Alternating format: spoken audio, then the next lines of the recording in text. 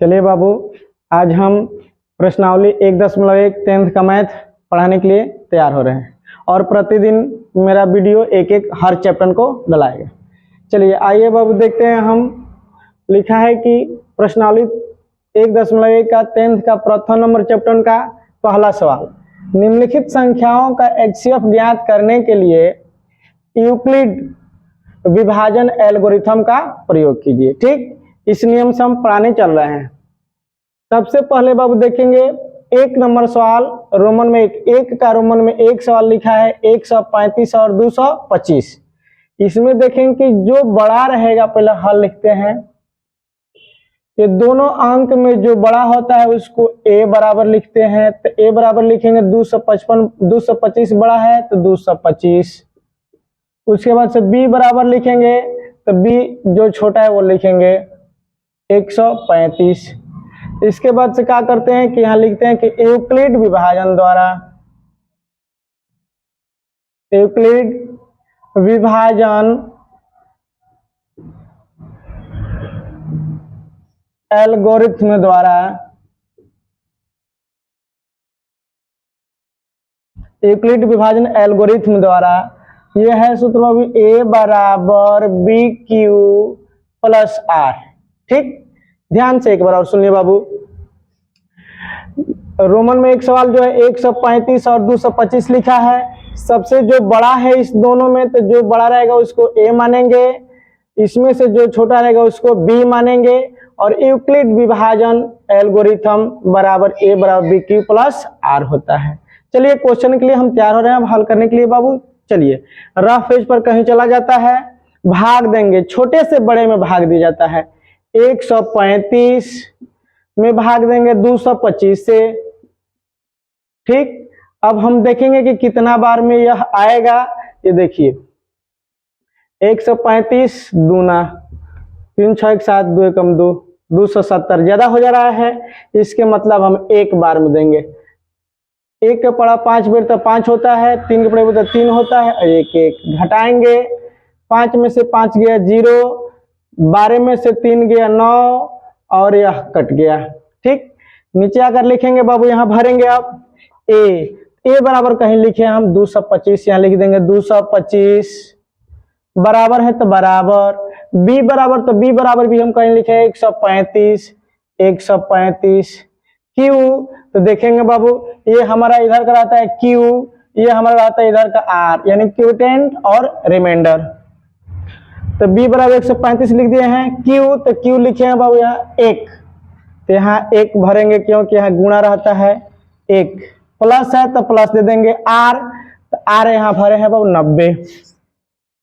फिर next step पर चलते हैं। जब तक बाबू r के मतलब होता है रिमाइंडर यानी शेषफल, जब तक हमारा शेषफल नहीं आएगा तब तक हमारा आंसर नहीं आएगा। चलिए फिर बाबू हम देखते हैं यहाँ से क्या करते हैं, फिर 90 से भाग देते हैं, 135 यहाँ लिया कर रखते हैं। ये सब रफ पेज पर काम हो रहा है। 135 90 को पढ़ा 2 बार पढ़ते हैं तो ज्यादा हो जाएगा, 9 180 ज्यादा हो जाएगा, इसलिए एक बार पढ़ेंगे। घटाएंगे 5 का 5 और 13 में से 9 गया 4, अभी भी यहाँ शेषफल 0 नहीं आएगा। और फिर क्या करेंगे, चलते हैं फिर वहां भरने के लिए। अब ये लिखेंगे 135 बराबर के निशान, इसमें गुणा करके ये जोड़ा जाता है, ध्यान रखिएगा। ये लिखेंगे 135 और 90 से 1 में गुणा करके और ये जोड़ा जाता है, तो 90 गुणे 1, 90 गुणे 1 प्लस r कितना है तो 45। अभी हमारा नहीं है, फिर चलेंगे यहाँ भाग देंगे, ऐसे खींचेंगे और जिसे भाग दिए वो फिर ले आएंगे यहाँ। 45 दूना 90, यहाँ कट गया यानी कि 0 आ गया। फिर बाबू ये स्टार्ट करेंगे, हर बार बीच में लिखेंगे, जैसे बीच में ये लिखे थे फिर ये लिखेंगे 90 बराबर के निशान, ये दोनों में गुणा है और ये जोड़ेंगे, तो यहाँ 0 आया है। 45 गुणे 2 प्लस ये काटे हैं, इसका मतलब ये 0 है, यहाँ 0, यानी कि हमारा जब r का मान 0 आ गया है तो हमारा आंसर आ गया। लिखेंगे यहाँ r बराबर के निशान 0, इसलिए HCF बराबर, देखेंगे किससे भाग दिए हैं तो ये 0 आया है, यानी कि 45 दूना 90, 45 से भाग दिए हैं तो 0 आया है, यानी कि हमारा आंसर 45 हुआ। 45 हो गया कंप्लीट। एक बार और ध्यान देंगे, सबसे इसमें देखेंगे, सबसे जो बड़ा है उसको a मानेंगे, छोटा है उसको b मानेंगे। यूक्लिड विभाजन एल्गोरिथ्म लिखेंगे बाबू, उसके बाद से a बराबर bq प्लस r, a के मान कहीं भरा गया है, b के मान कहीं भरा गया है, q तो भाग दिए हैं, भाग देंगे तो q इधर होता है, भागफल होता है, q लिख दिए हैं, प्लस 90 शेषफल लिख दिए हैं। फिर नेक्स्ट आते हैं, अब जैसे हम लोग HCF निकालते हैं, भाग दिस ये लगातार निकालते जाएंगे और ये लिखते जाएंगे। जैसे 225 का लिखे उधर तो जो शेष बचा है, तो फिर 135 लिखे उधर, फिर उसके बाद से 45, तो फिर 45 दूनी 90 कट गया, 90 लिख दिए। r बराबर 0 आ गया, जब 0 आया तो हमारा HCF 45 हो गया, यानी कि एक क्वेश्चन कंप्लीट हो गया। नेक्स्ट क्वेश्चन के लिए हम चलते हैं बाबू।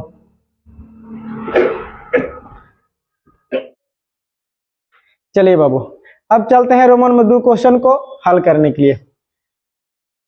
सबसे पहले जो बड़ा है वो लिखेंगे a बराबर 38,220 है, 38,220। जो छोटा है वो b लिखेंगे, b बराबर 196। अब चलेंगे यूक्लिड विभाजन लिखेंगे, यूक्लिड विभाजन एल्गोरिथ्म द्वारा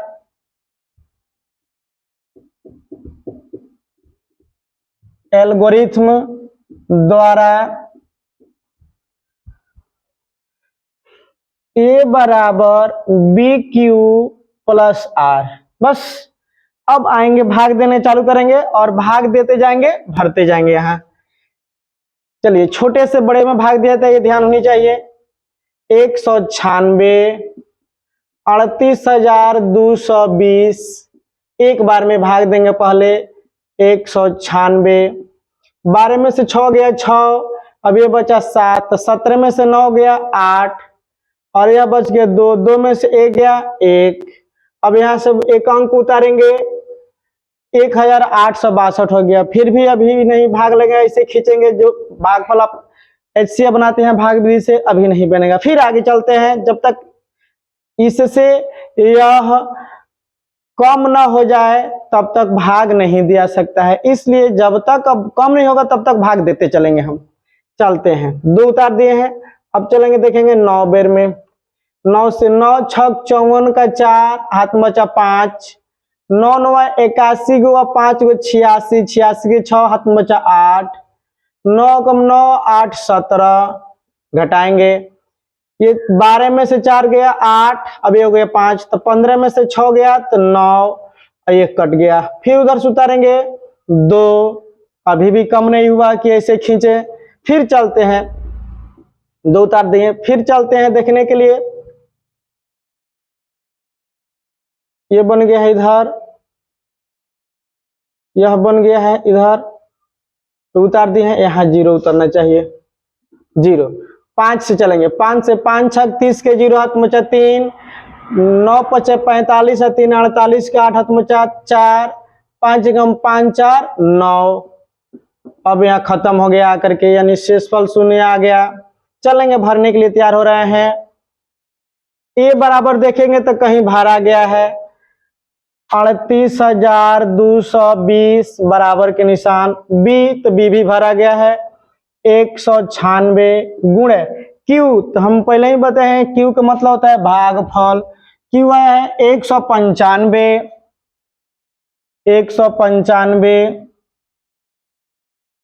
प्लस r, r का मतलब है शेषफल, शेषफल यानी कि 0 आया है, 0 लिख दिए। जब शेषफल हमारा 0 आ गया तो आंसर हो गया। लिखेंगे HCF बराबर 0, इसलिए नहीं, r बराबर जो लिखे r बराबर 0, इसलिए HCF बराबर, जिससे भाग दिए हैं यानी कि 196 से भाग दिए हैं तो कट कर आ गया है 0, यानी कि हमारा यही HCF, जो 0 ले आता है वही हमारा HCF होता है, यानी 196 से भाग दिए हैं तो 0 आया है। HCF बराबर 196। ठीक, आंसर हो गया। चलते हैं रोमन में 2 क्वेश्चन के लिए, 3 के लिए।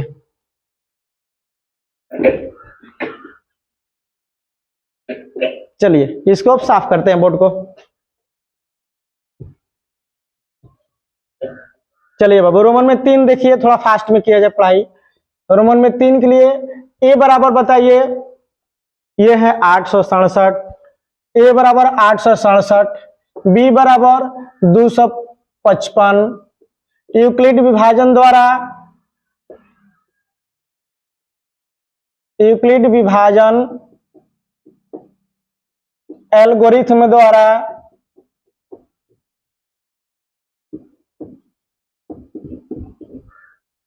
ए बराबर बी क्यू प्लस आर। चलते हैं फिर भाग देने के लिए तैयार करते हैं HCF। छोटे से बड़े में भाग देते हैं, 255 से भाग देंगे 867 में। ठीक, 3 बार पढ़ते हैं, 3 से 3 5 15 का 5 हाथ मचा 1, 3 5 15 1 16 6 मचा 1, 3 9 6 1 7, 7 में से 5 गया 2, 6 में 6 गया तो 0, 8 में से 1 8 में से 7 गया 1। चलेंगे इसको भरने के लिए तैयार हो रहे हैं। फिर ए बराबर भरा गया 867, बी, तो बी बराबर भी भरा गया बाबू 255 गुणे क्यू, तो क्यू आप लोग जानते हैं भागफल होता है 3,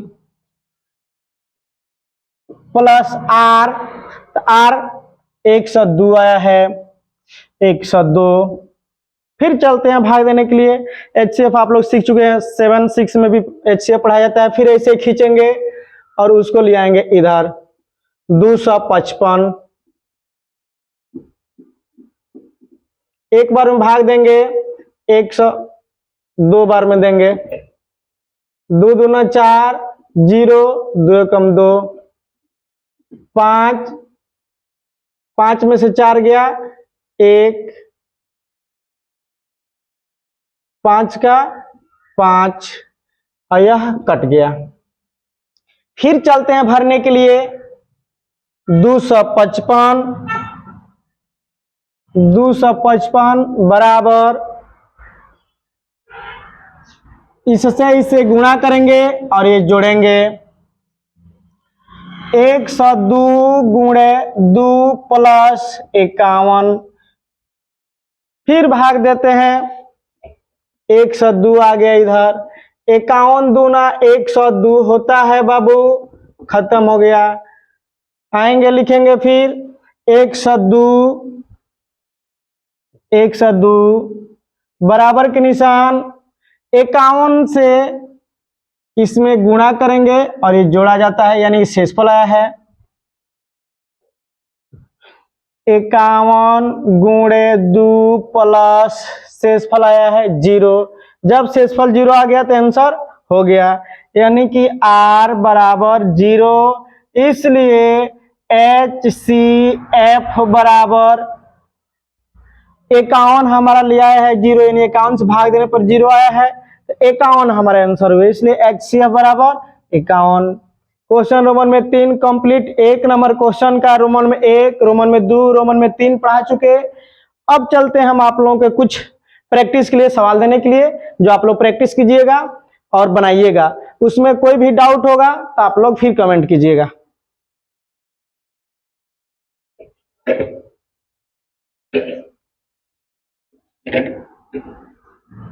ठीक, चलिए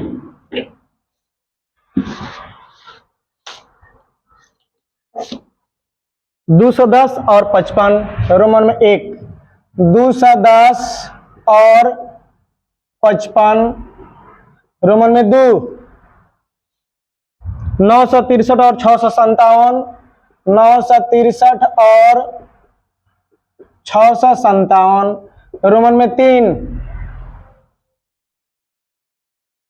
81 और 273, 81 और 273, रोमन में 4, 144 और 198, 144 और 198, रोमन में 5, 396 और 1080, 396 और 1080, रोमन में 6, 592 और 252, 592 और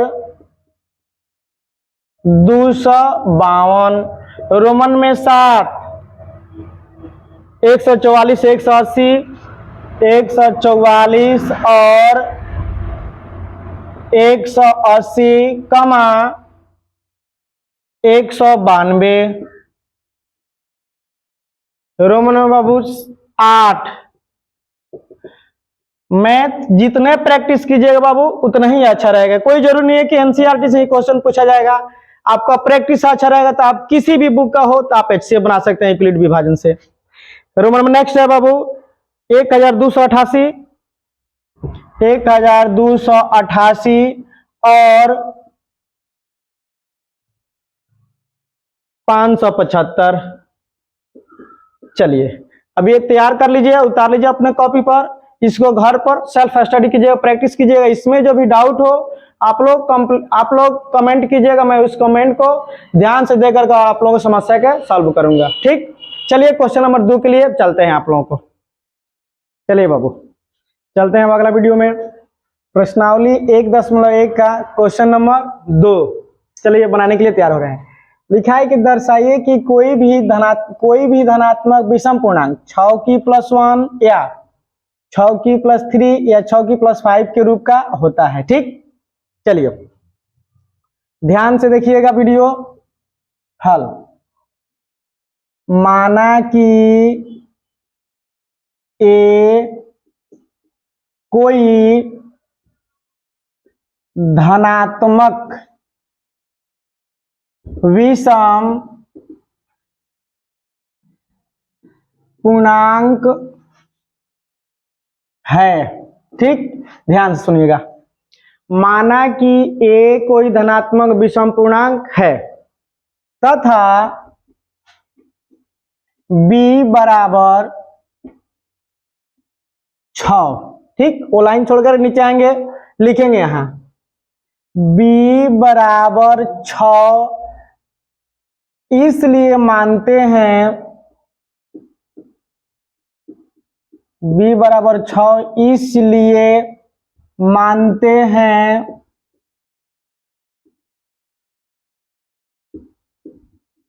क्योंकि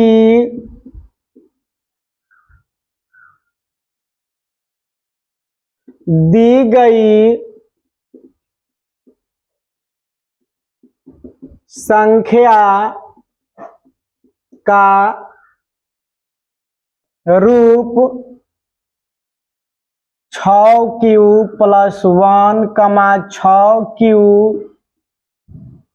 + 3, 6Q + 5 के रूप का है। ठीक, ये चीज थोड़ा सा याद करना पड़ता है कि माना कि ए कोई धनात्मक विषम पूर्णांक है तथा b बराबर 6, फिर b बराबर 6 इसलिए मानते हैं क्योंकि दी गई संख्या का रूप 6Q + 1, 6Q + 3, 6Q + 5 के रूप का है। ठीक, आइए बाबू नीचे लिखेंगे यूक्लिड विभाजन एल्गोरिथ्म द्वारा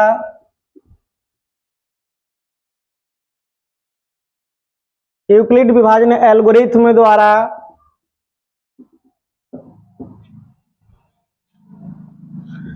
a बराबर BQ + R।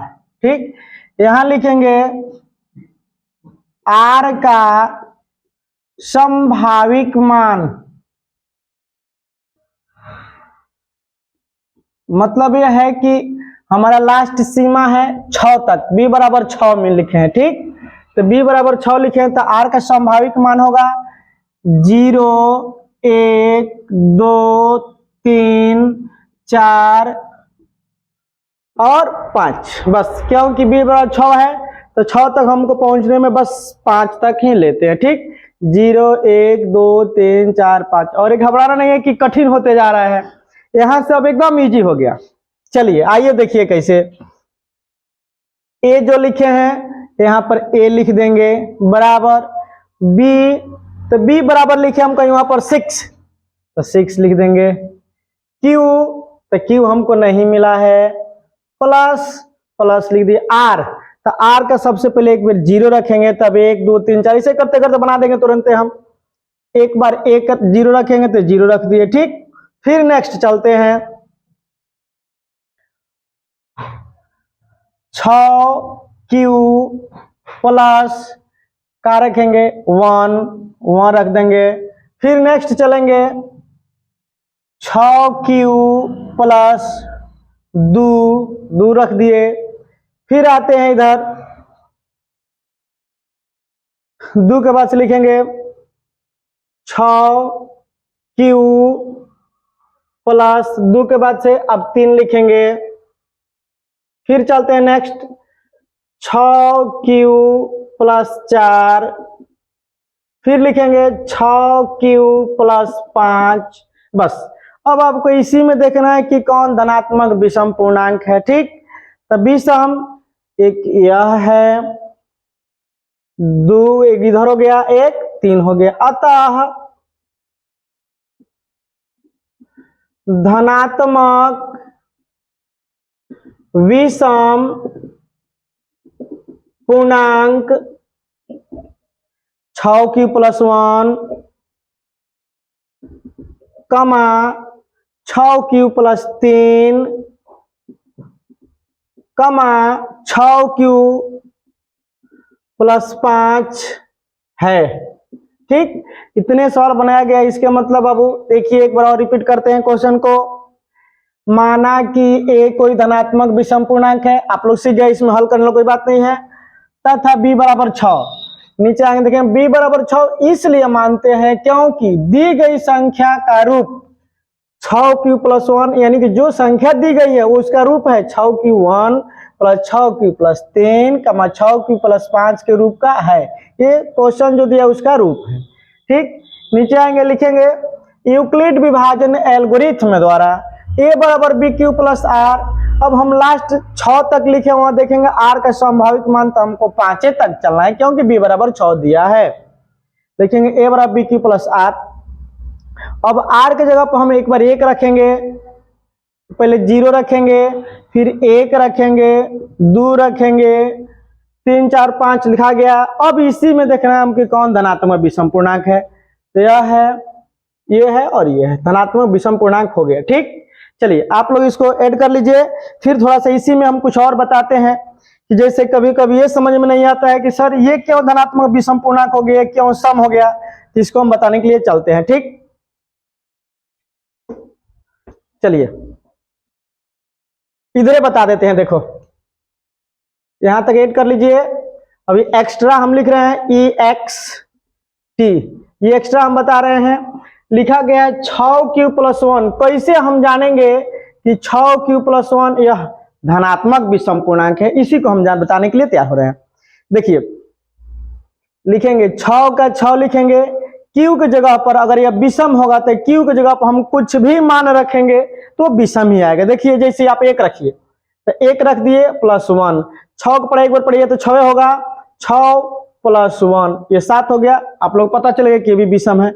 इसके अलावा और कुछ भी मान रख सकते हैं, कुछ भी मान रखिए, जैसे 6q आपका मर्जी 5 रख दिए क्योंकि एक गुणा में है q का मान प्लस 1, 6 × 35 = 31, आपको अब पता चल गया कि यह विषम है। ऐसा ही सब चेक कर सकते हैं, आपको ये भी चेक करके बता देते हैं, ये भी कहीं संदेह होगा तो 6q प्लस 5, आप 6 का 6 q की जगह पर कुछ भी रख दीजिए, 6 × 35 और 5 = 35, ये भी विषम हो गया। तो यही समझ में है बाबू, 1 है, 3 है, 5 है, ठीक। चलिए हम चलते हैं 3 नंबर प्रश्न को पढ़ाने के लिए। चलिए बाबू देखिए, अब चलते हैं हम प्रश्नावली 1.1 का क्वेश्चन नंबर 3 पर। देखिए क्या कह रहा है क्वेश्चन, ये देखना है। कह रहा है किसी परेड में 6 से 16 सदस्य वाली एक सेना आर्मी की टुकड़ी को 32 सदस्यों वाले एक आर्मी बैंड के पीछे मार्च करना है। दोनों समूहों को समान संख्या वाले स्तंभों में मार्च करना है। उन स्तंभों की अधिकतम संख्या क्या है जिसमें वे मार्च कर सकते हैं। इस पर एक बात को गौर करना है। कहा है इसमें बाबू कि दोनों समूहों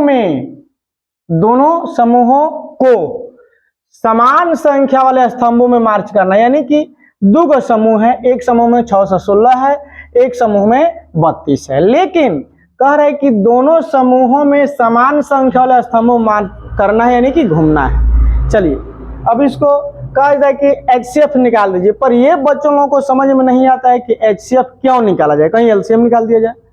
तो ये बताने के लिए हम बाबू तैयार हो रहे हैं। देखिए कैसे, 6 से 16 बराबर और इधर लिखेंगे 32 बराबर। ध्यान रखिए बाबू कि इसका HCF ही निकाला जाएगा। क्यों निकाला जाएगा, देखिए हम बताते हैं क्यों इसका HCF निकालना है। कह रहा है दोनों समूहों को समान संख्या वाले, यानी कि दो समूह है। जैसे मान लो कि एगो समूह है आपको 8 हो गया, एगो समूह हो गया 6 हो गया, सेम वही सवाल है, बस वहां अंक बदला है। एक समूह है 8, एक समूह है 6। अब ऐसा कौन इसमें अंक आएगा जो दोनों में स्तंभ मार्च कर सकते हैं, यानी कि घूम सकता है। देखिए 2 दूनी 4 दूनी 8, 3 दूनी 6, अब है 2 हो गया। यानी कि 2 ऐसा है कि जो दोनों स्तंभों में मार्च कर सकता है, यानी कि घूम सकता है। इस पर ध्यान रखना है। तो देखिए बाबू वही सवाल पूछा है कि 6 से 16 सदस्य वाली सेना आर्मी टुकड़ों के 32 सदस्यों वाले एक आर्मी बैंड के पीछे मार्च करना है। दोनों समूहों को समान संख्या वाले स्तंभ में, यानी कि दोनों समूह में समान संख्या वाले स्तंभ देखने हैं कि दोनों में ऐसा कौन अंक है जो दोनों में आ गया, यानी कि HCF निकालना है। HCF में दो अंक को बराबर करके निकाला जाता है। देखिए 6 से 16 को हम चलते हैं बाबू गुणनखंड करने के लिए।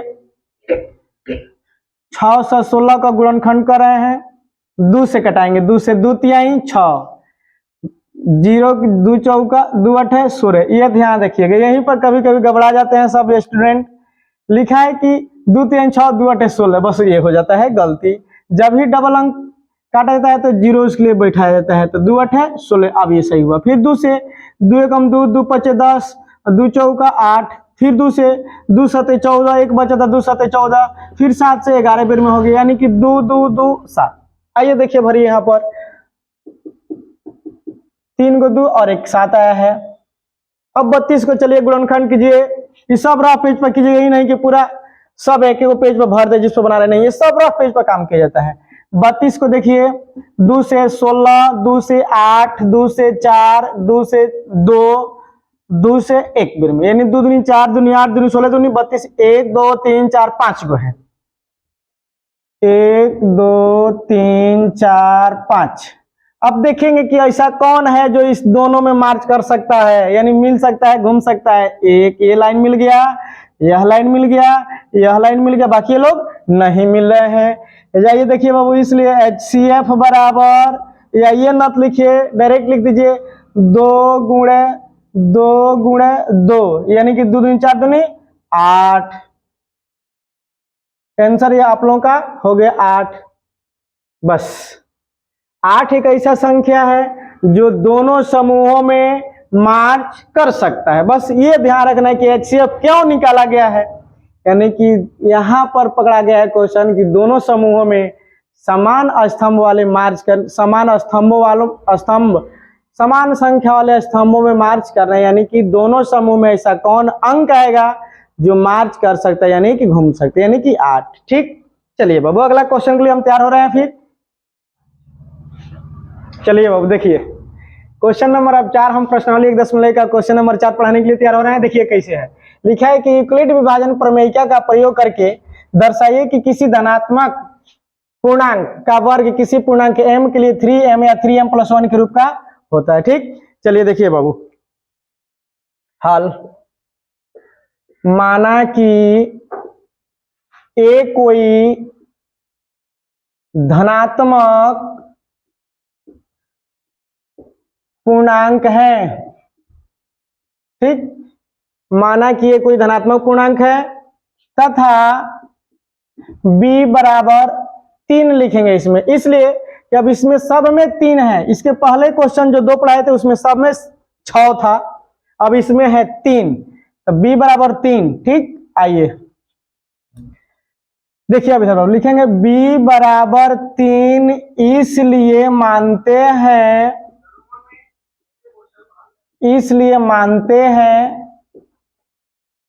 क्योंकि दी गई संख्या का रूप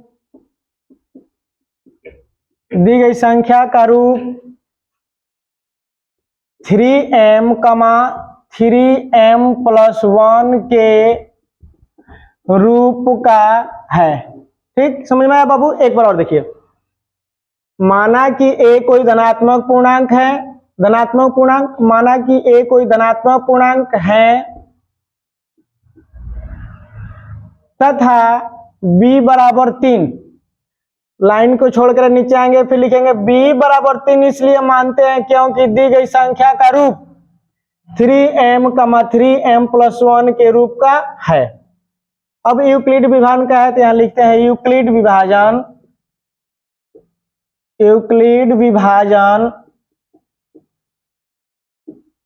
एल्गोरिथ्म द्वारा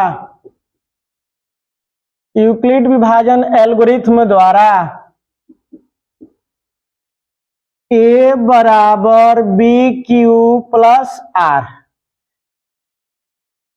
अब यहाँ R का संभाविक मान लिखेंगे, यहाँ 3 तक ही हमको चलना है, B लिखा है 3 तो यानी कि हम 2 तक चलना पड़ेगा हमको, जिसमें उसमें लिखा था 6 तो हम 5 तक गए थे, इसमें अब 3 लिखा है तो हमको 2 तक जाना है, 0 1 2 बस।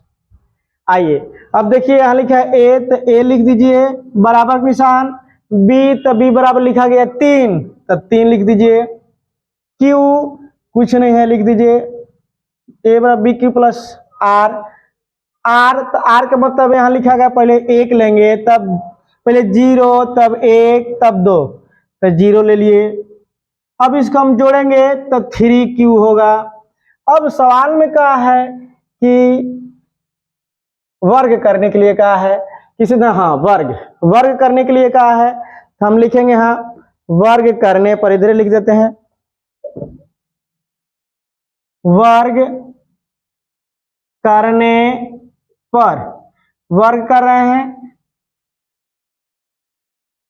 जब वर्ग करेंगे तो हमको दिखाना है 3m के रूप में दिखाना है कि 3 और m ये जो है चर है, यानी कि ABCD का है, ये चर है तो 3 और m गुणा में होनी चाहिए। तो जब इसको स्क्वायर करेंगे तो 3 3 का 9q स्क्वायर होगा, तो 3 को बाहर निकाल लिए और 3q स्क्वायर अंदर ही कर लिए, तो यानी कि 3 और 3q स्क्वायर का मतलब बाबू m के मतलब ये हो गया 3q स्क्वायर। अब गुणा करेंगे तो 3 3 का 9q स्क्वायर ही होगा।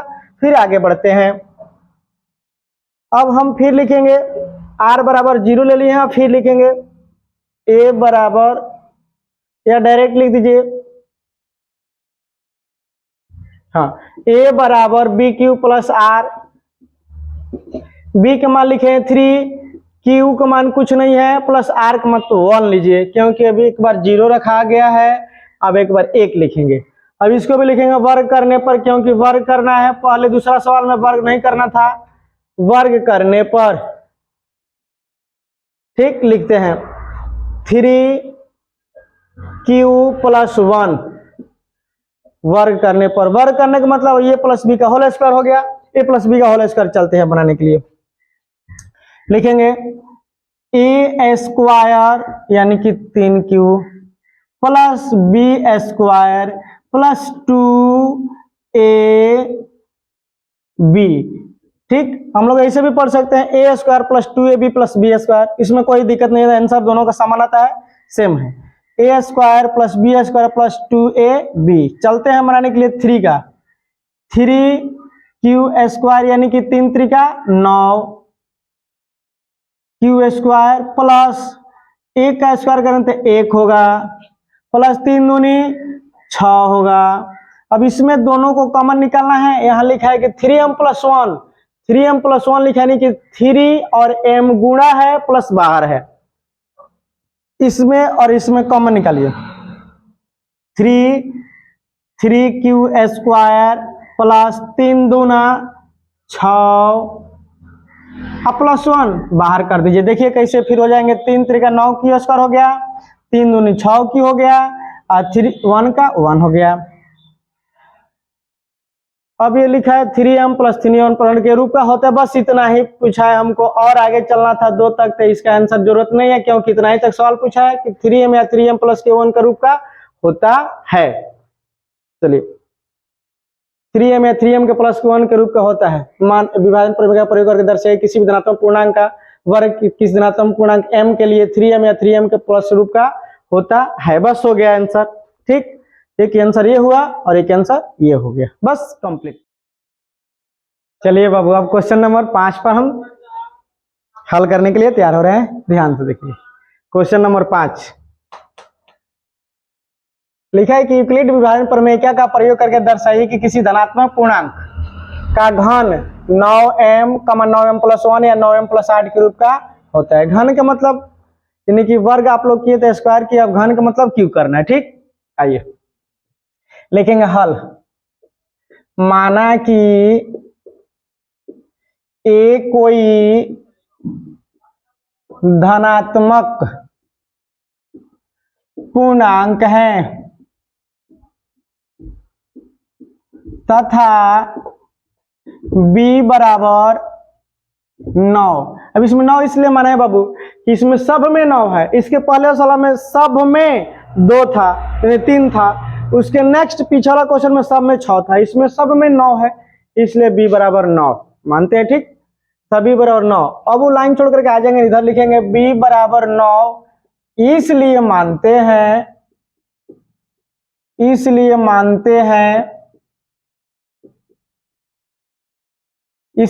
हैं क्योंकि दी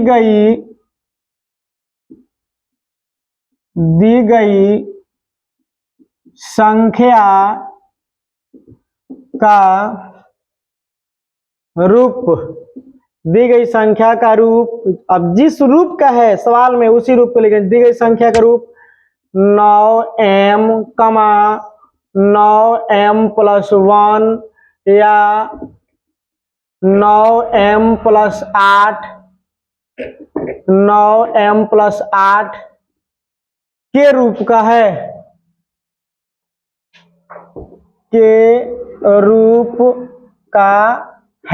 ठीक, ध्यान से एक बार देखिए बाबू। लिखा है कि यूक्लिड विभाजन प्रमेय का प्रयोग करके दर्शाइए कि किसी धनात्मक पूर्णांक का घन 9m, 9m+1 या 9m+8 के रूप का होता है। हल लिखा गया वो माना कि a कोई धनात्मक पूर्णांक है तथा b बराबर 9। नीचे आएंगे लिखेंगे b बराबर 9 इसलिए मानते हैं क्योंकि दी गई संख्या का रूप 9m, 9m+1 या 9m+8 के रूप का है। यहाँ आएंगे लिखेंगे बाबू यूक्लिड का नाम लिखेंगे,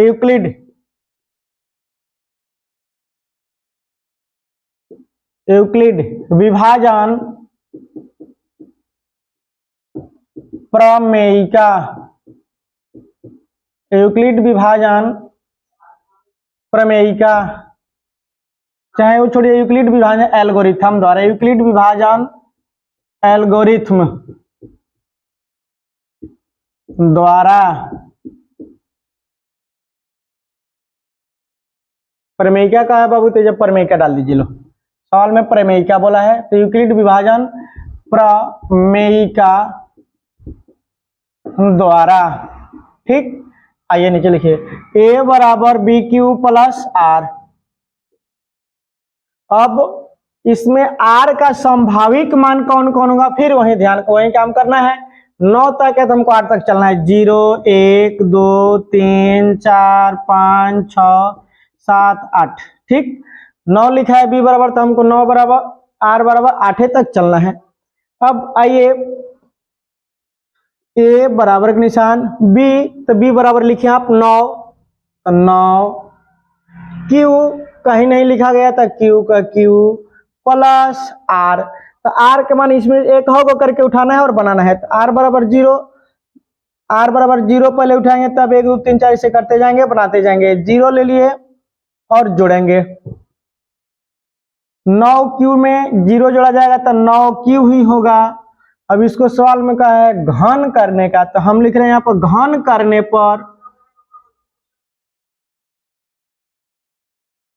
घन करने पर 9 क्यू का घन कर रहे हैं। घन का मतलब होता है इसको 3 बार गुणा करना है, लेकिन हमको दिखाना है 9m यानी 9 बाहर दिखाना है। तो 9 के पावर 3 यानी कि 9 को हमको 3 बार लिखना पड़ता है। ठीक, तो 3 बार लिखना है तो एक बाहर निकालेंगे तो 2 बच जाएगा। इसका मतलब 9 9 81, एक बाहर निकाल लिए 9 और 2 9 9 9 81, क्यू अंदर ही रह गया। हो गया इसका घन। फिर आगे ऐसे ही करेंगे, फिर अगला का। ठीक, आइए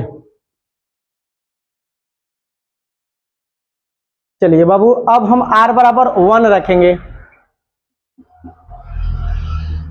r बराबर 1 रखेंगे तो a बराबर बी क्यू प्लस आर।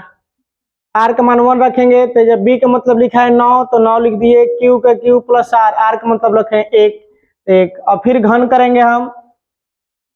घन करने पर, इसलिए बाबू कि जोड़ा नहीं सकता है तो घन किया जाएगा। यहाँ पर तो जोड़ा सकता था, 9 क्यू में 0 जोड़ेंगे तो 9 क्यू होगा। अब यहाँ तो 9 क्यू में +1 नहीं जोड़ा सकते, इसलिए 4 4 कभी जोड़ता ही नहीं है। अब हमको क्यू करना है किसका, आता 9 क्यू प्लस 1 का। तो क्यू का मतलब अब ये प्लस बी का होल क्यू का सूत्र हमको चाहिए याद। आइए चलते हैं, लिखते हैं इधर कहीं। a प्लस बी का होल क्यू लिखेंगे, A cube plus B Q plus 3a square B plus 3ab square. एक यह सवाल हो गया। एक और इसी का सूत्र एक और होता है, A cube plus B Q plus 3ab into A plus B. ठीक, A cube plus B Q plus 3a square B plus 3ab square होता है, नहीं तो A cube plus B Q plus 3ab into A plus B. लेकिन हम लोग बनाएंगे इस पर, ऊपर वाला पर हम बनाएंगे। ठीक, आइए लिखेंगे 9 क्यू घन करने पर, यहाँ घन को पावर 3 हो गया। घन करने पर लिखेंगे A cube plus B Q plus 3a square B, यानी कि हमारा ये टोटल है a और यह है हमारा b। ठीक, ये लिखना नहीं, आप लोग क्वेश्चन पर मत लिख दीजिएगा, हम आप लोग समझाने के लिए बता रहे हैं कि इस पर यह है a और यह है b। A cube plus B Q plus 3a square B लिखा है सूत्र में, a स्क्वायर बी। ए का मतलब हमारा 9 है, a स्क्वायर बी। फिर प्लस है तो प्लस दे दिए, 3ab स्क्वायर। तो 3a का मतलब यहां बताए हैं 9 Q 3a square 3ab square, तो b का मतलब ये हुआ। ठीक, सूत्र हम डाइवर्ट कर दिए, A cube plus B Q plus 3a square B plus 3ab square, A cube plus B Q plus 3a square B plus 3ab square. अब इसको बनाएंगे हम। अब हमको दिखाना है, एक तो दिखा दिए हम, और दूसरा का दिखाना है 9m प्लस 1 के रूप में। तो 9 हमको बाहर निकालना है, इसमें 3 गो है बाबू, इसको बाहर निकालेंगे, एगो 9 निकल गया बाहर। ठीक, अब अंदर बच गया 2 गो 9, यानी कि 9 9 81, आ क्यू का क्यू। ये जो अंक है इसमें क्यू नहीं है, इसको बाहर लेकर चलेंगे, ये ध्यान होनी चाहिए।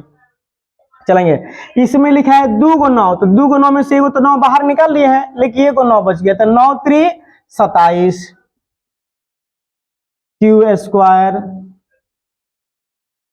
प्लस, इसी में एगो 9 है और बाहर निकल गया है, तो यानी कि खाली क्यू बच गया। तो 3 क्यू ए का स्क्वायर क्या होता है, 3 क्यू कोष्टबंध प्लस 1 का क्यू करेंगे तो 1 होगा। ठीक, आगे बढ़िए, समझ में आया। एक बार और ध्यान से देखिए बाबू, लिखा है कि 9q यानी कि 9 3 बार होता है तब 9q होता है। तो 9q का मतलब हमको दिखाना है 9m+1 के रूप में दिखाना है। तो 9m तो यानी कि इसमें 3 है, 3 गो 9 है। q का मतलब 3 गो 9 है, तो 3 गो 9 में से एगो बाहर निकाल लिए, यानी कि इसमें अभी 2 गो बचा। तो 2 गो 9 यानी कि 9 9 81 हुआ, 81। q का q करेंगे तो यानी q यानी q मतलब q के पावर 3 करेंगे तो q हुआ, प्लस एक जो है इसको बाहर लेकर चलेंगे क्योंकि हमको +1 के रूप में दिखाना है। इसमें 2 गो 9 है, यानी कि स्क्वायर दिया तो 2 गो 9 है, तो 2 गो 9 में से 9 तक कॉमन बाहर निकाल लिया है, यानी कि 1 गो 9 बचा। तो 9 से 9 3 27, 27 की पढ़ाई एक बार पढ़ेगा तो 27 होता है, क्यू स्क्वायर लिखा गया। प्लस इसमें भी 9 यहाँ से लेकर यहाँ तक एगो है 9 तो बाहर ही निकल गया है, तो खाली 3 छोड़ा है यहाँ से, तो 3q एक स्क्वायर एक होता है, तो 3q+1 हो गया। फिर नेक्स्ट सेम ऐसे ही बनाएंगे। अब क्या रखेंगे, अब 2 रखेंगे। r बराबर हम 2 रख रहे हैं, a बराबर bq+r। b का मान है हमारा 9, q का मतलब कुछ नहीं है, r के मतलब रखें। अब रखेंगे, एक बार 0 रख दिए, एक बार 1 रख दिए, अब 2 रखेंगे बाबू, 2 रख दिए। अब हम घन करने के लिए तैयार हो रहे हैं। घन करने पर 9q+2 का घन करेंगे। जगह का तो दिक्कत है, पर चलिए हम चलते हैं आगे, देखते हैं। इधर ही बनाते हैं बराबर 9 का q यानी कि aq plus bq plus 3a square b। तो ये हमारा यह है a square b, a cube B cube plus 3a square b plus 3ab square, 3ab square. ठीक, सजा दिए। ये हमारा a है, ध्यान रखना है, टोटल ये b है, a cube plus b cube plus 3a square b। तो a इसी को माना जाता है a square b plus 3ab square. ठीक, आइए अब इसको हम डाइवर्ट करते हैं, जैसे हमको पूछा है 9m+8 के रूप में। इसमें भी वही काम है, इसमें 3 गो है तो ए को बाहर निकाल दीजिए, बच गया कौगो 2 गो, तो 9 9 81 क्यू हो गया, प्लस ये जो 8 है इसको बाहर निकलना है क्योंकि इसमें क्यू नहीं है, क्यू के समूह को अंदर रखना है, कॉमन निकलना है। इसमें 2 गो है तो एगो तो बाहर निकलिए गया, बाकी एगो बच गया है, तो एगो बच गया है, तो 9 3 27 क्यू स्क्वायर प्लस यहां से यहां तक फिर एगो 9 क्यू है तो बाहर 9 है तो बाहर निकल गया, तो बचा का फिर क्यू छोड़ा है, तो क्यू और 3, तो 3q अब फिर 3q से 2 दूनी 4, 4 3 12, एक बार और 2 का स्क्वायर 2 दूनी 4, 4 3 12q कोष्ट बंद कर देंगे। अब बचा है क्या, तो 2 का q, तो 2 का q 2 दूनी 4 दूनी 8, 3 बार, q का मतलब 3 बार होता है, तो प्लस 8 हो गया, क्योंकि 2 का q यानी कि 2 दूनी 4 दूनी 8 हो गया। आप लोग अब आंसर बस। ठीक, चलिए प्रश्नावली 1.1 हम कंप्लीट कर दिए। अब इस पर कुछ आधारित क्वेश्चन हैं, जो मुख्य क्वेश्चन जो हम लोग एनसीईआरटी में नहीं है और बोर्ड लेवल क्वेश्चन है। चलते हैं इस वीडियो के जस्ट बाद उस क्वेश्चन को डालने के लिए। ठीक, तब तक आप लोग बने रहिए। चलिए बाबू, हम 1.1 आप लोगों को पढ़ा चुके हैं। अब 1.1 पर आधारित कुछ मुख्य प्रश्न आप लोग को दिए हैं, इसको आप लोग ऐड कर लीजिए और ऐड करने के बाद आप लोग बनाइए। और यदि इस क्वेश्चन में आपको कहीं भी दिक्कत परेशानी हो तो आप हमें कमेंट में बताइए और मैं इस प्रश्न को वहां पर सॉल्व करके आप लोगों को कमेंट में रिप्लाई कर दूंगा। ठीक, चलिए कुछ इस पर मुख्य बातें समझाते हैं। देखिए कैसे लिखा है कि एक संख्या को 53 से भाग देने पर भागफल 24 तथा शेषफल 23 है, तो वह संख्या ज्ञात करें। डायरेक्ट क्या कीजिएगा कि एक संख्या को, जैसे आप सबसे पहले ऐसे बना दीजिएगा, लिखा है कि एक संख्या को 53 से भाग देने पर, कहां से आता 53 से भाग देने पर, 53 से भाग दे रहे हैं भागफल कितना है तो 24 है, तो यानी कि 24 हेजा है। शेषफल कितना है तो 23 है, तो 23 हेजा है। अगर मतलब फटाक से एक्स भर दीजिए, यानी कि इसमें गुणा करके और इसको जोड़ते हैं तब यह प्राप्त होता है, यानी कि इसमें आपको गुणा कर देना है और ये जोड़ देना है, आपका आंसर ये आ गया। उसी पर तो आधारित सवाल है। नेक्स्ट है, ध्यान रखिए अगला फिर वही सवाल है कि वह संख्या ज्ञात के जिससे 1365 में भाग देने पर भागफल 31 तथा शेषफल 32 है। और आप लोगों को यूक्लिड विभाजन प्रमेय का जो पढ़ाए हैं सवाल, उस पर एक सवाल दिया गया कि यूक्लिड विभाजन प्रमेय का प्रयोग करके दर्शाइए कि किसी धनात्मक पूर्णांक का वर्ग 4m 4m+1 के रूप का होता है। इस पर लेवल पर आप लोग क्वेश्चन पढ़ा चुके हैं। ठीक, आइए नोट में कुछ मुख्य क्वेश्चन है, इसको ध्यान से रखिए। एक नंबर मैंने पढ़ाने का है बाबू कि एक न तो अभाज्य संख्या और न ही संयुक्त संख्या। इसको याद रखना है क्योंकि यह सवाल एक नंबर प्रश्नावली का है, ये सवाल बोर्ड में आता है। ध्यान रखिएगा कि एक न तो अभाज्य संख्या और न ही संयुक्त संख्या है। 2 नंबर देखिए, दो सम संख्या है तथा अभाज्य संख्या दोनों है। दो एक ऐसा संख्या है जो सम है और अभाज्य दोनों है। फिर कह रहा बाबू कि दो सबसे छोटी अभाज्य संख्या, क्योंकि अभाज्य संख्या 2 से ही चालू होती है। ठीक, आगे बढ़िए, इधर देखिए हई लिखा है कि 3 सबसे छोटी विषम संख्या, 3 सबसे छोटी विषम अभाज्य संख्या है, 4 सबसे छोटी भाज्य संख्या है। इसको एकदम टॉपिक को ध्यान रखिए क्योंकि यह प्रश्न पूछता है बोर्ड में, सिर्फ आप लोग देखकर नजर करके क्वेश्चन सॉल्व कर दिया जाता है। ठीक, चलिए अब इसके बाद से हम 1.2 पर पढ़ाने के लिए प्रयास करें और मैं यह सोचूंगा कि आप लोगों को जनवरी तक ए से जेड तक 10th का मैथ का सिलेबस कंप्लीट कर दे। इस पर आधारित हर चैप्टर को आप लोगों को देंगे, प्रैक्टिस बने। ये नहीं कि हम लगातार पढ़ाते चले जाए, नहीं, ऐसा बात नहीं है। हर चैप्टर खत्म और आपको उस चैप्टर पर आधारित प्रश्न भी देंगे। ठीक, चलिए, गुड।